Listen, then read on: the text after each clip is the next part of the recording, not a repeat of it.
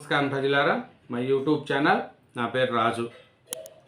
మనం చూస్తే తెలంగాణలో బీఆర్ఎస్ పార్టీ రోజు రోజుకు వీక్ అవుతుందండి. బీజేపీ వాళ్ళలో ఉండే వాళ్ళని ఒక్కొక్కరిని బీజేపీకి చేర్చుకుంటూ ముందుకు పోతున్నారు. అలాగే గువ్వల బాలరాజు గారిని కూడా నిన్న బీజేపీలో చేర్చుకొని కండవా కప్పి చేశారండి.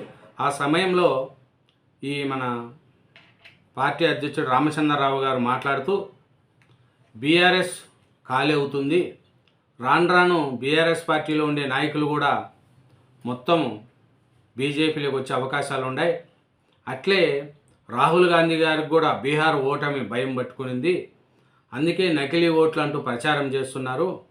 కాంగ్రెస్ గెలిచిన రాష్ట్రాల్లో నకిలీ ఓట్లు లేవా అనేది కూడా బీజేపీ రాష్ట్ర అధ్యక్షుడు గారు రామచంద్రరావు గారు అంటున్నారండి. ఇంకా చూస్తే ఢిల్లీ టూర్లు ఆపితే రేవంత్ హైదరాబాద్ వాసుల కష్టాలు చూడాలని రామచంద్రరావు గారు మన రేవంత్ రెడ్డి గారిని కూడా అంటున్నారు. అట్లాగే మాజీ ఎమ్మెల్యే గువ్వల బాలరాజు గారు మన బీజేపీ పార్టీలో చేరారండి. బాలరాజు గారు బీజేపీలో చేరి బీఆర్ఎస్ మీద కూడా కొన్ని విమర్శలు చేశారండి. ఎందుకంటే ఎవరి వల్ల రాష్ట్రం వచ్చిందో చర్చకు సిద్ధమని గువ్వల బాలరాజు గారు అంటున్నారండి. ప్రొఫెసర్ జయశంకర్ను చూసే తాను టీడీపీ కాంగ్రెస్లను కాదని బీఆర్ఎస్లో చేరానని గువ్వల బాలరాజు అన్నారు. తెలంగాణ ఎవరి వల్ల వచ్చిందో చర్చకు సిద్ధమని ప్రకటించారు. తన అహంకారం వల్లే గత ఎన్నికల్లో ఓడిపోయానంటూ బీఆర్ఎస్ నేతలు విమర్శలు చేశారని, అలాగైతే కేసీఆర్ ఎందుకు ఓడిపోయారో ప్రశ్నించారని, బీఆర్ఎస్లో ఉన్నప్పుడు దళిత అంశాలపై మాత్రమే మాట్లాడే అవకాశం ఇచ్చేవారని చెప్పారు. తన సతీమణిపై సోషల్ మీడియాలో పెడుతున్న పోస్టులు ఆపకపోతే తగిన బుద్ధి చెప్తామని బీఆర్ఎస్ను హెచ్చరించారు. ఎమ్మెల్యేనో ఎంపీనో కావాలన్న ఆకాంక్ష లేదని గువ్వల బాలరాజు గారు చెప్పారండి. గువ్వల బాలరాజు గారు ఈ బీజేపీలో చేరి ఈ మాట చెప్తున్నారండి. కానీ గువ్వల బాలరాజు గారు బీఆర్ఎస్ పార్టీలో చాలా రోజులు పనిచేసిన వ్యక్తి. ఆయనకు అన్నీ తెలుసు. పార్టీలో ఏమేమి లుకలుకలు ఉన్నాయి, పార్టీలో ఎవరు ఎట్లా అనేది కూడా గువ్వల బాలరాజు గారికి తెలుసు. ఈ గువ్వల బాలరాజును అడ్డం పెట్టుకొని బీజేపీ బీఆర్ఎస్ను ఒక విధంగా ఆడుకోవడానికి కూడా ఇది ఉపయోగపడుతుంది. ఎందుకంటే వాళ్ళ ఫ్యామిలీలో ఉండే గొడవలు, కవిత గారు, కేటీఆర్ గారు, హరీష్ రావు గారు, కేసీఆర్ గారు, వాళ్ళ ఫ్యామిలీ గొడవలు ఒక పక్క, పార్టీలో చూస్తే ఇంకా రోజు రోజుకు పార్టీ దిగజారిపోతుంది. ఎందుకంటే ఎంపీ స్థానాలు కాంగ్రెస్ 8, బీజేపీ 8 ఎంపీ సీట్లు గెలుచుకునింది. బీఆర్ఎస్కు 0 వచ్చినాయి. ఎంపీ సీట్లలో కూడా ఒక సీటు గెలిచలేకపోయింది. ఇంకా ఇప్పుడు స్థానిక సంస్థల ఎన్నికల్లో వచ్చినా కూడా బీఆర్ఎస్కు ఇబ్బందికరంగానే ఉండాలి. ఎందుకంటే కేటీఆర్ గారు మాట్లాడే మాటలు కూడా ఆ నాయకులకు కలిసి రావట్లేదు. ఎందుకంటే అతను మాట్లాడేది ఏదేదో మాటలు మాట్లాడుతూ ఉంటారు. ఫోన్ ట్యాపింగ్ గురించి బండి సంజయ్ గారిని 48 గంటల్లో నీకు నోటీస్ ఇస్తా, నీ కథ చూస్తా, నువ్వు సారీ చెప్పాలి ఎత్తా అన్నారు. దానికి సంధించిన బండి సంజయ్ గారు ఏమన్నారంటే, మీ కుటుంబంతో కలిసిరా, నేను మా కుటుంబంతో కలిసి వస్తా, ఏ గుళ్ళు అయినా ప్రమాణం చేద్దామా అంటే దానికి సమాధానం ఉండదు. దానికోసం బీఆర్ఎస్ వాళ్ళు బండి సంజయ్ మీద లేని చేయటం అనేది కూడా మాట్లాడుతుంటారు. ఒక పద్ధతిగా చూసుకుంటే బీఆర్ఎస్లో కూడా కొంతమంది ఇది నిజాన్ని అబద్ధాన్ని 10 మాటలు చెప్తే కూడా ఇది మంచిది నిజమవుతుంది అనుకుంటున్నారు. ఎందుకంటే అబద్ధం 10 సార్లు చెప్పిన అబద్ధమే అవుతుంది, నిజం కాదు. మళ్ళీ కొంతమంది చాలామంది ఏదేదో మాట్లాడుతున్నారు. కాంగ్రెస్కు బండి కిషన్ రెడ్డిలు కాపలాదారులని మన మాజీ ఎమ్మెల్యే భూపాలపల్లి మాజీ ఎమ్మెల్యే గారు అంటున్నారు. ఇట్లా చూసుకుంటే ఒకటి మన ఈ బీజేపీ మీద చేయడం ఇదన్నీ చేస్తూ కూడా నడుస్తుంది. కానీ ఇప్పుడు ఫోన్ ట్యాపింగ్ వ్యవహారము చాలా పెద్దది అయిపోయింది. కాళేశ్వరం ప్రాజెక్టు ఒక సైడు, ఇవన్నీ చూస్తే అన్నీ ముందుకు వస్తున్నాయి. ఇది 9.5 ఏళ్ళు పరిపాలించిన బీఆర్ఎస్ పరిపాలనలో కూడా ఇవన్నీ బయటపడినాయి. దీనికి ఇప్పుడు కాంగ్రెస్ ప్రభుత్వము ఈ ఫోన్ ట్యాపింగ్ వ్యవహారం ఒక పక్క స్పీడ్ పెంచారు. కాళేశ్వరం ప్రాజెక్టు మీద కమిషన్ నివేదిక ఇచ్చారు, దాని మీద ఏం చేయాలనేది చూశారు.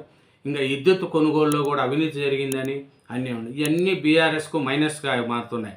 ఇప్పుడు బీజేపీలో సెంట్రల్లో గవర్నమెంట్ ఉంది కాబట్టి బీజేపీకి అనుకూలంగా ఉంది.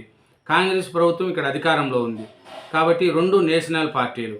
ఇప్పుడు మన బీఆర్ఎస్ చూస్తే కాంగ్రెస్తో ఇటు పొత్తు పెట్టుకోలేదు. ఏదైనా చేసుకుంటే బీజేపీతోనూ కలిసిమెలిసి ఉండాలా బీఆర్ఎస్. కానీ బీఆర్ఎస్ వాళ్ళు కలిసిమెలిసి రాణిస్తారా, లేకపోతే బీఆర్ఎస్లో ఉండే నాయకులందరినీ బీజేపీ లాక్కుంటుందా అనేది కూడా తెలుస్తుంది. ఏముండాలి, పెద్ద పెద్ద నాయకులు ఉన్నారు బీఆర్ఎస్లో. మల్లారెడ్డి గారు కావచ్చు, తలసాని శ్రీనివాస్ యాదవ్ గారు కావచ్చు, ఇంకా చాలామంది నాయకులు ఉన్నారు. వాళ్ళు అన్ని విధంగా డబ్బు పరంగా బాగున్న వాళ్ళు, రాజకీయాల్లో చాలా రోజుల నుంచి ఉన్నవాళ్ళు. మల్లారెడ్డి గారికి అయితే ఇంకా తెలిసే ఉంటుంది, ఆస్తుపాస్తులు బాగున్నాయి. వాళ్ళందరినీ ఇద్దరు ముగ్గురిని బీజేపీలో లాగేసుకుంటే అప్పుడు బీఆర్ఎస్ ఇంకా డౌన్ అయిపోతుంది అనేది కూడా బీజేపీ వాళ్ళు చూస్తున్నారండి. ఈ బీజేపీ వల్ల, ఈ బీఆర్ఎస్ చేసే పనుల వల్ల కూడా బీజేపీ పరిస్థితి ఏమవుతుంది అనేది కూడా అర్థం కాకుండా ఉంది. ఇంకా మన రామచంద్రరావు గారు మాట్లాడుతూ త్వరలోనే బీఆర్ఎస్ అంతా ఖాళీ అయిపోతుంది అనేది కూడా చూస్తున్నారండి. ఎందుకంటే బీజేపీ 36% ఓట్లతో 8 ఎంపీ సీట్లు గెలుచుకునింది. ఎమ్మెల్సీ ఎన్నికల్లో కూడా కాంగ్రెస్ సిట్టింగ్ స్థానాన్ని గెలుచుకునింది. అంటే బీజేపీ చూడండి, ఒకటే ముందుకు డెవలప్మెంట్ వాళ్ళు ప్రజల్లో కొంచెము చూస్తున్నారు. తమ విధంగా చూస్తే మన రామచంద్రరావు గారు ఇప్పుడు వచ్చిన తర్వాత ఆయనకు అదే పని, ఎవరెవరిని చేర్చుకోవాలా, కాంగ్రెస్లో ఎవరు అసంతృప్తులు ఉన్నారు, మన ఈయన కోమిరెడ్డి రాజగోపాల్ రెడ్డి గారిని కూడా మళ్ళీ బీఆర్ఎస్లో చేరుస్తాడా, లేదా బీఆర్ఎస్ బీజేపీలో చేరుతారా, ఆయన కాంగ్రెస్ పార్టీ మీద అసంతృప్తిగా ఉన్నారు. అలా చాలామంది కూడా ఉన్నారు. మళ్ళీ వాళ్ళందరినీ బీజేపీకి దగ్గరికి తీసుకుంటారా ఏమి అనేది కూడా బీజేపీ చాలా ప్రయత్నాలు చేస్తుందండి. కానీ బీఆర్ఎస్లో ఇప్పటికీ చాలామంది అసంతృప్తులు ఉన్నారు. వాళ్ళు కూడా బీజేపీ వైపు చూస్తున్నారనేది తెలిసింది. గువ్వల బాలరాజు గారు సీనియర్ నాయకుడు, ఆయన మన బీజేపీలో చేరడం కూడా బీజేపీకి బలం చేకూర్చిందండి. అంటే తెలిసిందండి. ఎందుకంటే గువ్వల బాలరాజు గారు ఆయన మంచి నాయకుడు. ఎందుకంటే బాగా ఉద్యమంలో కూడా పాల్గొన్న నాయకుడు. అలాంటి గువ్వల బాలరాజు గారు బీజేపీలో చేరడం కూడా బీజేపీకి మంచి జరుగుతుందని, ఇంకా చాలామంది కూడా బీజేపీలో చేరే అవకాశాలు కనిపిస్తున్నాయనేది కూడా బీజేపీ రాష్ట్ర అధ్యక్షుడు రామచంద్రరావు గారు చెప్తున్నారు. ఈ గువ్వల బాలరాజు గారు పరిస్థితి మంచి లీడర్ కాబట్టి ఆయన కంపల్సరీ చేరుతారనేది కూడా మనకు చేరి బీజేపీకి కూడా మంచి అవకాశాలు వస్తాయనేది కూడా మనకు తెలుస్తుందండి. కానీ గువ్వల బాలరాజు గారు వల్ల ఇంకా చాలామంది కూడా బీజేపీకి వెళతారనేది కూడా మనకు తెలుస్తుందండి. ఇది మన గువ్వల బాలరాజు గారు బీజేపీలో చేరిన పరిమాణాలపై నెక్స్ట్ ఇంకా ఎవరు చేస్తారు ఏమనేది కూడా చూడాలి. దీనిపైన బీఆర్ఎస్ పార్టీ కూడా స్పందించింది. బాలరాజు గారు వెళ్ళినా పర్వాలేదు, దానికి మించి ఉన్న నాయకులు మా దగ్గర ఉన్నారు అనేది కూడా వాళ్ళు చెప్తున్నారు. కాబట్టి బీఆర్ఎస్ బీజేపీ అనేది ఒకరి మీద ఒకరు పార్టీలో ముందుకు ఎదుగుతున్నారు. బీజేపీ కొంచెం ముందుతో పోల్చుకుంటూ కొంచెం బలం పుంజుకుంటుంది. 8 ఎంపీ సీట్లు గెలుచుకునింది. ఎమ్మెల్సీ సీట్లు కూడా కాంగ్రెస్ సిట్టింగ్ స్థానాన్ని గెలుచుకునింది.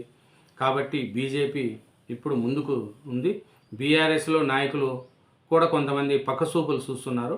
మరి ఎవరిది ఏమనేది కూడా మనం నిదానంగా తెలుస్తుంది. Thank you very much. Channel subscribe చేయండి, నా వీడియోను లైక్ చేయండి. Thank you.